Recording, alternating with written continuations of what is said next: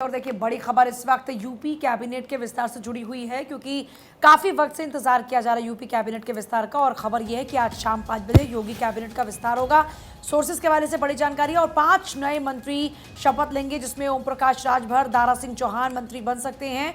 और माना यह जा रहा है कि आरएलडी को भी एक कोटा मिल सकता है, यानी एक मंत्री आरएलडी की ओर से भी हो सकता है। क्योंकि देखिए ओम प्रकाश राजभर ने समाजवादी पार्टी का साथ छोड़ा, तब से लेकर अब तक लगातार चर्चाएं चल रही थी कि ओम प्रकाश राजभर को कैबिनेट में जगह मिलेगी। कई दफा कैबिनेट विस्तार की चर्चाएं भी हुई, खबरें भी खूब आई, लेकिन अब इसी को लेकर बीच में खबर भी आई कि ओम प्रकाश राजभर इसी बात से नाराज हैं कि उनको अब तक कैबिनेट में जगह नहीं मिली।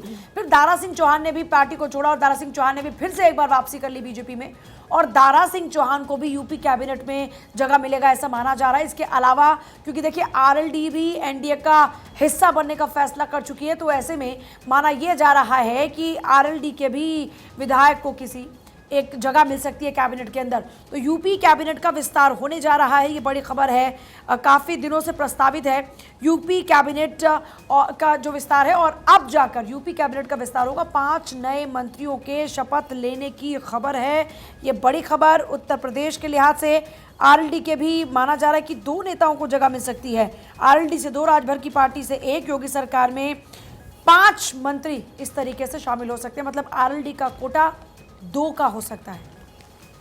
और अब चलिए आगे बढ़ेंगे, एक और बड़ी खबर आपको बताएंगे। जेपी नड्डा ने राज्यसभा से इस्तीफा दे दिया है। बड़ी जानकारी, हिमाचल से राज्यसभा सांसद थे जेपी नड्डा, गुजरात से सांसद निर्वाचित हुए हैं जेपी नड्डा। पिछले महीने निर्विरोध चुने गए थे जेपी नड्डा, तो ये बड़ी जानकारी है। जेपी नड्डा ने राज्यसभा से इस्तीफा दे दिया है।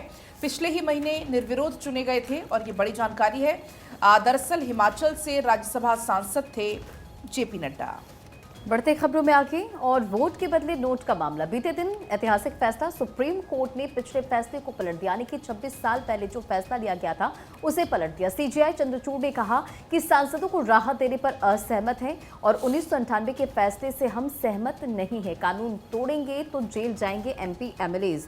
तो बड़ी खबर आपको बता रहे, देखिए सुप्रीम कोर्ट ने सोमवार को एक ऐतिहासिक फैसला सुनाते हुए कहा कि सांसदों और विधायकों को सदन में वोट डालने या भाषण देने के लिए रिश्वत लेने के मामले में अभियोग से कोई छूट नहीं है। तमाम अखबारों में फ्रंट पेज पर यह खबर है और उनके भ्रष्टाचार भारतीय लोकतंत्र की नींव को कमजोर करते हैं।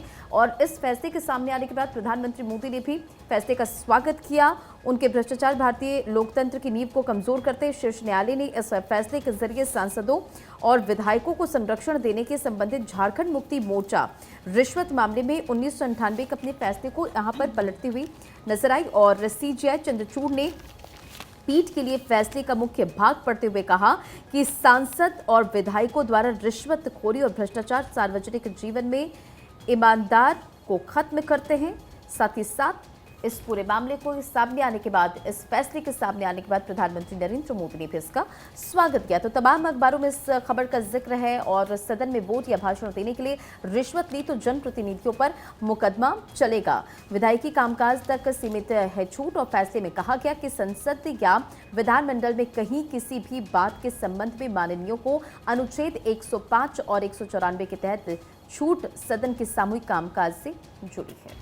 और देखिए, जैसा कि रंजना ने आपको बताया और जानकारी दी, सुप्रीम कोर्ट के फैसले का प्रधानमंत्री नरेंद्र मोदी ने स्वागत किया है। वोट के बदले नोट पर ये पूरा मामला और इसका स्वागत यहाँ पर टिप्पणी का सुप्रीम कोर्ट का प्रधानमंत्री के द्वारा किया गया। फैसले से स्वच्छ राजनीति को बढ़ावा मिलेगा और ग्रेट जजमेंट ये कहा गया। प्रधानमंत्री नरेंद्र मोदी ने वोट के बदले नोट मामले में सुप्रीम कोर्ट के फैसले का स्वागत किया है। उन्होंने ट्वीट किया और एक्स के माध्यम से अपने पोस्ट में लिखा कि सुप्रीम कोर्ट द्वारा लिया गया ये फैसला सराहनीय है, जो कि स्वच्छ राजनीति सुनिश्चित करेगा और व्यवस्था में लोगों का विश्वास गहरा करेगा। और वो ट्वीट भी आप अपनी स्क्रीन पर देख रहे हैं, जिसमें इस फैसले का स्वागत करते हुए सराहना सुप्रीम कोर्ट के फैसले की पीएम के द्वारा की गई है। पूजा, देखिए स्वागतम माननीय सर्वोच्च न्यायालय का एक शानदार निर्णय जो स्वच्छ राजनीति सुनिश्चित करेगा और व्यवस्था में लोगों का विश्वास गहरा होगा।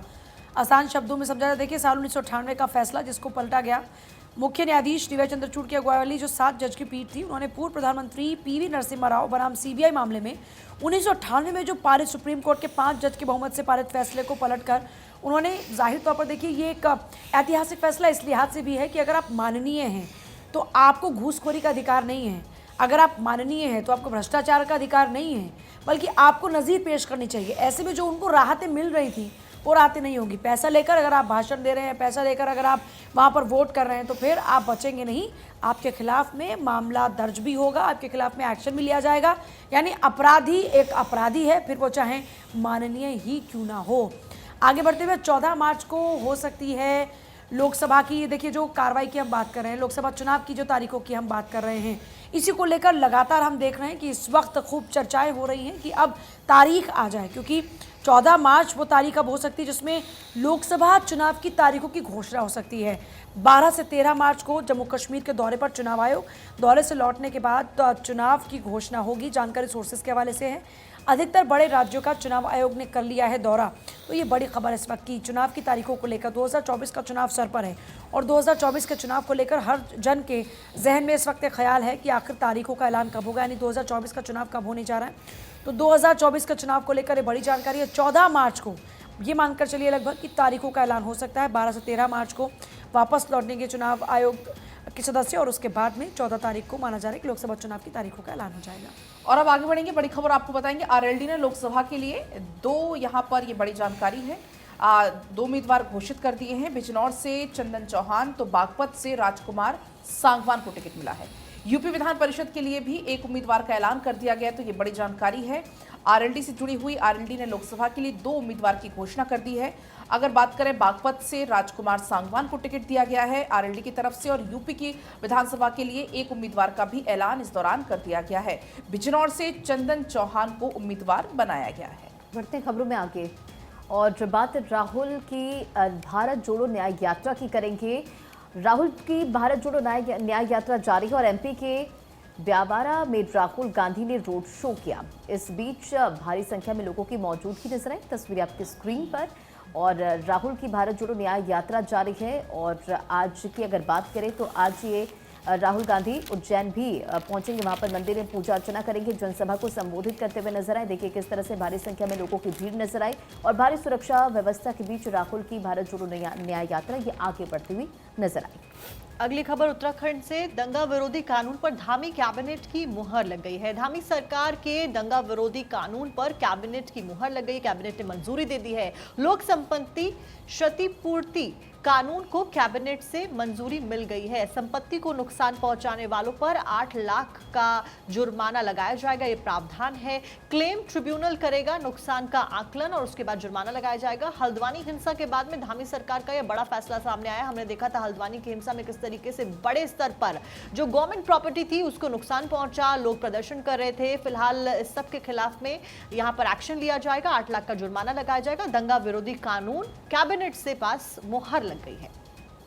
और चलिए आगे बढ़ते बात होगी चंडीगढ़ से खबर की। डिप्टी सीनियर मेयर पद पर बीजेपी की जीत। बीजेपी उम्मीदवार कुलजीत संधू की जीत। बीजेपी के कुलजीत संधू को 19 वोट मिले।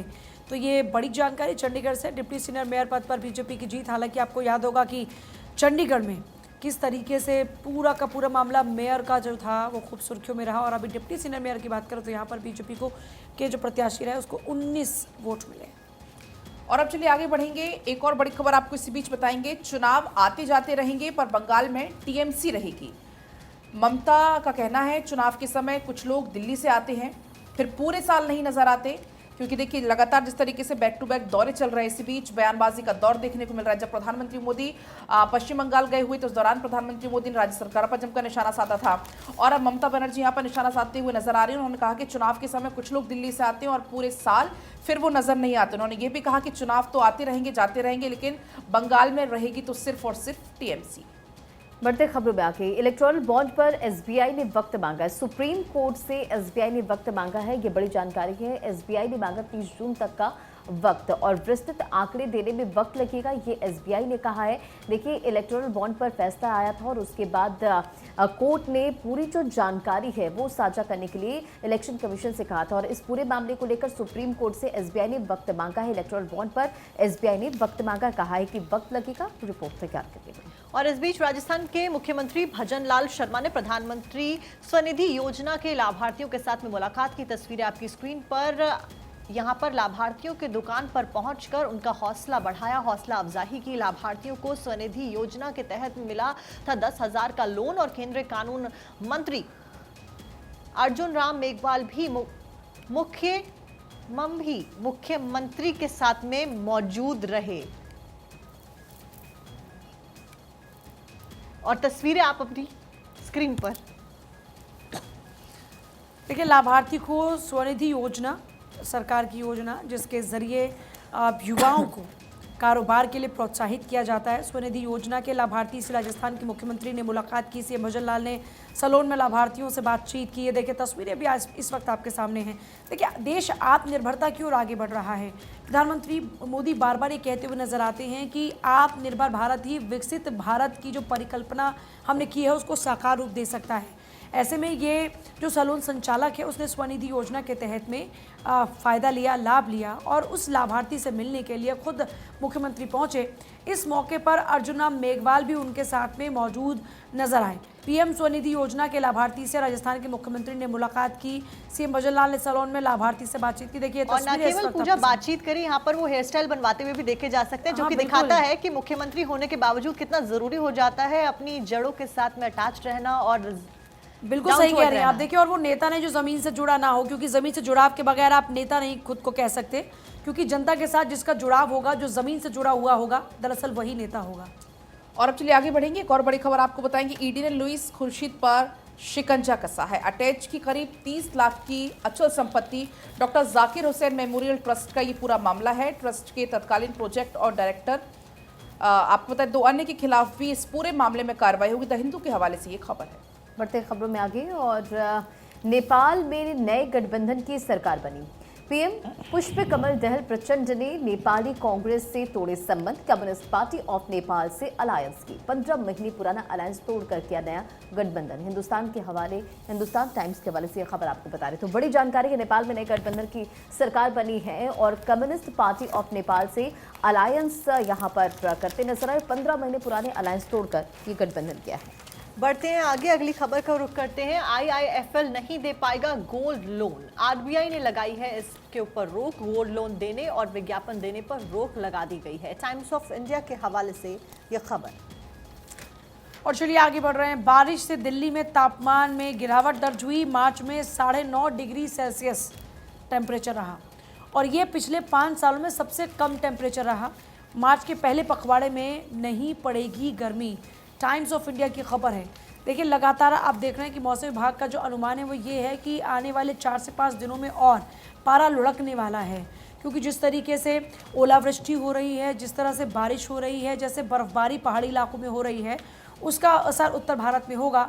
और इसीलिए ये कहा जा रहा है कि आने वाले दिनों में, मतलब ये मानकर चलिए कि ये मार्च का जो आधा महीना होगा इसमें गर्मी नहीं होगी और पिछले 5 सालों के मुकाबले अभी जो तापमान है वो माना जा रहा है कि पिछले 5 सालों के मुकाबले कम है। तो यानी आपको 4 से 5 दिन हो सकता है कि और ये सर्दी झेलनी पड़े, क्योंकि पिछले कुछ दिनों में आपने देखा था कि थोड़ी गर्मी का एहसास होने लगा था और लगा था कि मानो मार्च का महीना शुरू होते ही गर्मियों का आगाज़ हो चुका है। लेकिन बारिश ओलावृष्टि ने मौसम में फिर से ठंडक ला दी है। और अब चलिए आगे बढ़ेंगे। एक और बड़ी खबर आपको बताएंगे। फ्रेंच जर्नलिस्ट ने ली है कोर्ट की शरण। कहा भारत में नहीं करने दी जा रही है पत्रकारिता। दिल्ली हाई कोर्ट ने केंद्र को दिया है notice.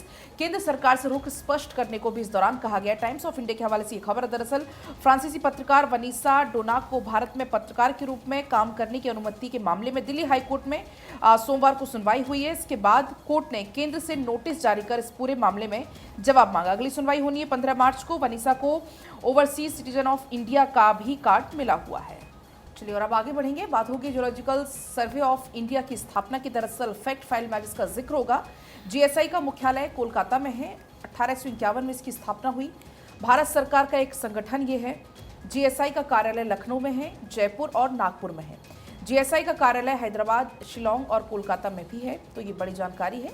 Geological survey of India जिसका स्थापना दिवस आज है, इसके मुख्यालय अलग अलग जगह पर मेट्रो सिटीज़ में है। लखनऊ, जयपुर में इसका कार्यालय है। इसके अलावा हैदराबाद और शिलोंग में भी इसका कार्यालय है।